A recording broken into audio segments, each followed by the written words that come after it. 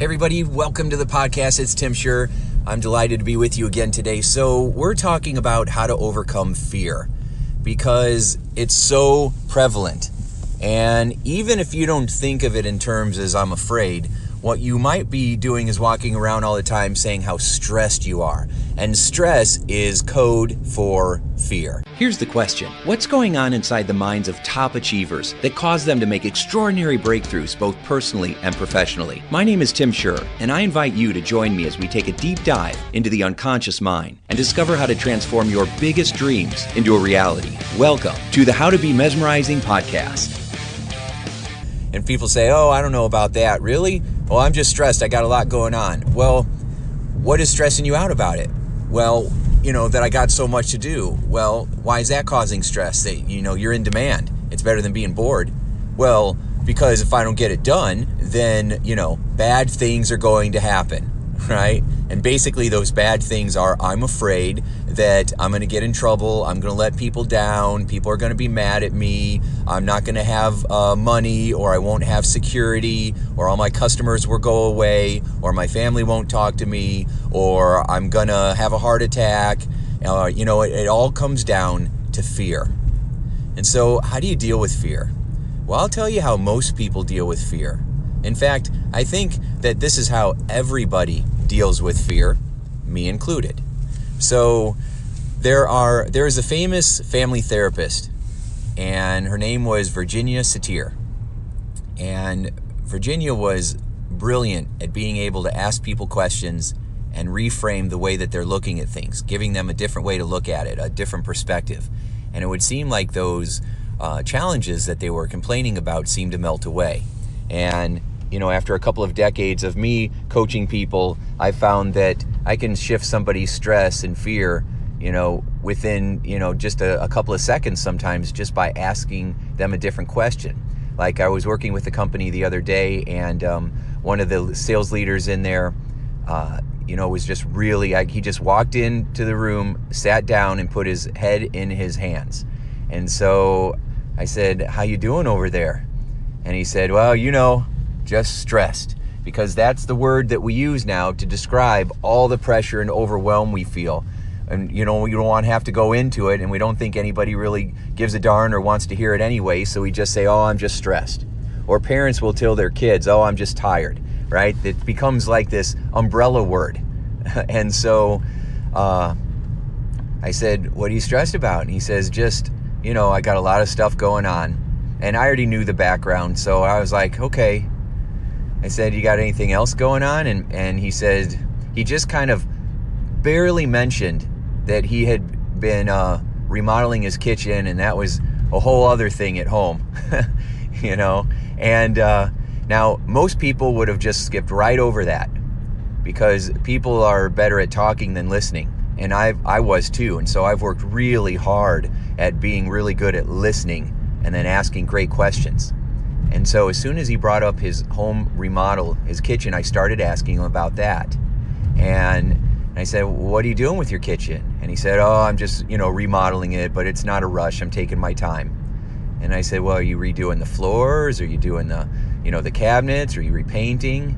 And then he kind of perked up a little bit, and he says, well, the floors are fine, but I'm redoing the cabinets. And and I've extended my island. And he started to go into more detail. And as he went into more detail, he started shifting. His body language changed. He started to look lighter. He just seemed like that weight was starting to be pulled off of him. Then he pulled out his phone. And as soon as he pulled out his phone, I knew he was starting to look for pictures, because that's what we do these days. You talk about somebody's pet, and all of a sudden they're whipping out. And all of a sudden they whip out their phone, and they're showing you pictures of their dogs, right? Or their kids, or whatever it is that they're proud of. So as soon as he whipped out his phone, I took a beeline right towards him, to show that I was interested in his kitchen and what he was doing. And he's showing me pictures, and I'm asking more questions. I'm asking questions specifically about what he's doing, because it demonstrates that I'm really interested, because I was, right? And because I was giving him that. So my point of the story is that when I really focused on something that he was interested in and excited about, that stress melted away, right? Instantly in front of my eyes, it melted away. just because I asked him a question about something that shifted his focus from what he was frustrated with to what he was excited about. And it can really happen that quickly. So, but what we do, the reason that it doesn't last isn't because the stuff doesn't last. It's because we are so addicted to refocusing on the things that are stressing us out. Like we're habitually focused on the things that are upsetting us. Now, if you do 9 things really well and you mess up once, what's the one thing that you tend to focus on? The 90% that you're doing great, or the 10% that isn't going so well? Now, if you're like the majority of people, you'd focus on that 10% that isn't going well, unfortunately. Now, there is a physiological reason for that. Our brains are hardwired to protect us from getting wiped off this planet. And so I think that for a lot of people, even the diehard optimists that are always looking for a solution, we're still aware of things that could go wrong, right? And so if you're not wired to find solutions, then you're probably wired to find problems so you can prevent them, right? There's what I call troubleshooters. Troubleshooters are people that are always looking for how things might go wrong so that they can prepare for them or prevent them, right? Or make sure that other people do something to fix it, okay? So troubleshooters aren't usually very good at fixing things. They're really good at diagnosing and trying to get other people to correct them. So now these are general statements in general, right? You might be a troubleshooter who's really good at fixing things and getting things done. So I'm just speaking in generalities, all right? But a lot of times people mistake troubleshooters for pessimists. Oh, you're always looking at the negative. No, I'm not. Look, I'm a pretty, positive person. I'm just telling you that's not going to work, all right? And there's a problem with that, and it's going to create more problems and stress for you down the road. So, but anyway, so that's for a different podcast. So when I shifted the focus, this person shifted the way that they were thinking and the way they were feeling, right? And so it went better after that. But there's another reason why we go back to focusing on what we're stressed out over or what we're afraid of. And that's how we communicate with ourselves. And the conversations that we have inside of our own minds that nobody else hears but us. I mean, you're walking around narrating your life, right? I mean, all day long, you're telling yourself a story. You're in your head talking or creating pictures or creating feelings inside. And it's mostly unconscious, so a lot of times we don't even know we're doing it, but we are. And so Virginia Satir, my famous family therapist, what she said was that when we are younger, when we're little, we learn to how to kind of what our role is in the family, or how to survive, or how to get what we want, love, attention, approval, whatever it may be, through communicating with ourselves in one of 5 ways. And she kind of broke them down, and it's a great model, and I've taught it all over the country, and so I'm going to share it with you, and you see what you think, okay? Now, Virginia said that the first way we communicate with ourselves, and by the way, the first 4 that I'm going to share with you are what she calls dysfunctional, right? They are not useful. They will definitely get an outcome, and they serve a purpose, but they cause more pain and more stress than pleasure and peace. Therefore, we call it dysfunctional, right? It's not getting you, I don't like positive or negative, good or bad, because it's often very relative. What I like, is it useful or unuseful? Is it moving you towards your goals, or is it holding you back? Is it creating more peace and love and joy and comfort inside of you, or is it creating more disruption and fear and stress and anger and pain and sadness? So the first 4 are dysfunctional, according to Virginia, and then the last one is functional, and the one that we want to strive to use. So the first one is what she called the placator. And the placator is basically somebody that is always trying to not rock the boat, right? Trying to keep everybody peaceful and happy, hates conflict, doesn't want to get anybody mad at them. Our biggest fear when you're a placator is people not liking you, and then people leaving you, and then you being all alone and miserable. And most of the time when we're placating, we have very low self-esteem, and so we're very afraid of abandonment. We're afraid that we're gonna throw a party, no one's gonna show up. We're gonna be the last one to be picked on the team. In fact, they won't even have any spots left, so everybody will just laugh at us and have their own teams and walk away, and we'll just be laying there in the ground, crying in a ball, and nobody cares, right? That's our biggest fear, of not being good enough, and no one's gonna want to be around us, and so we don't want to rock the boat, right? We don't want to get people angry, and so often we will say what we think they want to hear. We will act in ways that we think others want us to, and we sacrifice ourselves to do it. And so another version of placator is, you might have heard the term a martyr, right? Where it's all for you, I don't matter. As long as you're happy, that's all that matters. Now, placators will also try to use guilt to try to get that attention as well. So they're very good at using guilt. And so I have all kinds of examples of that flash through my head, but I got to keep this podcast short. They're very good at using guilt. And the flip side of that is, once they get enough resentment, because placators are trying to do all these roundabout ways of getting what they want, and when they finally don't get it, they get very passive aggressive and very resentful, right? And so, in their mind, they'll tell you, everything okay? And you'll be like, yep, everything's fine. And then in your head, you're thinking, I'm going to slash your tires, right? So that's the placator. So if you ever find yourself inside having a pity party, feeling sorry for yourself, saying things like, no matter what I do, it's never good enough. No matter how hard I work, nobody ever cares or gives a darn about me, right? So, if you're walking around saying things like that, then you're probably communicating like the placator. Now, I know that one inside and out, because that's what I did. I was so good at placating, I had like a degree in it. I see people that are placating now through text. So if you ever, instead of just directly telling someone what you feel or how you think, because you're telling yourself, yeah, but you got to play the game, because if I do this and they're going to do that, and if I do this and they're going to do that, what you're doing is you've got it all calculated in your mind, and you've made a whole bunch of assumptions just so that you don't have to be direct, because you're afraid of the responses you're going to get. And so people will go all the way around what they really mean and then type in LOL, right? As like they have to have some kind of tension breaker afterwards, instead of just being direct and compassionate.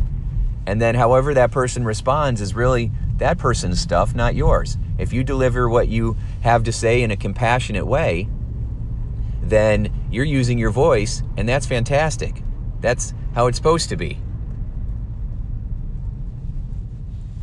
So that's the placator. The next dysfunctional form of communication is what we call the blamer. Now, the blamer, all of these come from insecurity, right? And so the blamer is always angry and mad at somebody else. It's always somebody else that's doing something wrong, right? So blamers are very good at, pointing the finger. It's the president, it's the government, it's the religion, it's the neighbors, it's the spouse, it's the boss, it's the employees. They're always pointing the finger at everybody else. And sometimes it is other people that are doing things, and they're absolutely accurate, right? And if they're yelling and waving their hands around and trying to call it out, it's because they're accurate and they don't feel like people are paying attention to them. And so on that side, that's fine.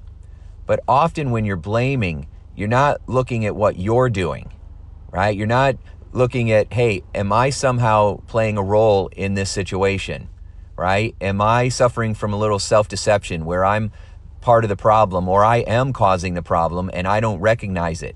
Because when we're blaming others, we tend to make ourselves better than we really are. We tend to make others worse than they really are.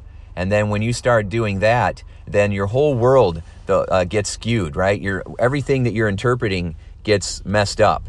So if you watch the different news stations, if you watch CNN and you watch Fox News, you can tell who likes the Democrats and who likes the Republicans. And they'll both come up with great facts for why the other person that they're against is terrible, right? Both sides. If you listen to their argument long enough, you'll be like, wow, that makes a lot of sense, because they're brilliant at pointing the fingers at other people. What if those stations would work harder to hold their own candidates responsible? Because there's a lot of stuff that goes on in politics on all sides. And so if you just say, I'm all 100% Democrat, I'm all 100% Republican, oh, that's a generalization, because the Democratic Party and the Republican Party and the Liberal Party and the left, you know, are made up of a whole bunch of individuals, and all those individuals have a whole bunch of ideas and things that they don't agree on as well. So it's very difficult to get a group of people unanimous in a decision about anything, right? There's always a few people that will disagree no matter what you say. So blamers are not focusing on what they're doing. They're only focusing on everybody else and pointing it out, right? And so they have a very hard time taking feedback. They don't usually want to hear it. I can tell the blamers when I'm in a company, because they have no interest in doing employee surveys. And even if they are forced to do an employee survey, they don't really care about the results, and they are terrible at implementation, because what they're doing, they believe works for them, even if it throws everybody else under the bus, which is exactly what happens. The third level of dysfunctional communication is what Virginia called the distractor. Now, the distractor is someone who doesn't want to deal with any of it, right? They don't want to deal with the stuff that's really going on. They feel like if they had to deal with it, it would be more painful than what they're already going through. And so they just want to sweep it under the rug. And of course, you know that never works, right? Trying to sweep it under the rug and ignoring it is horrible, because it just doesn't work. It just creates more and more problems.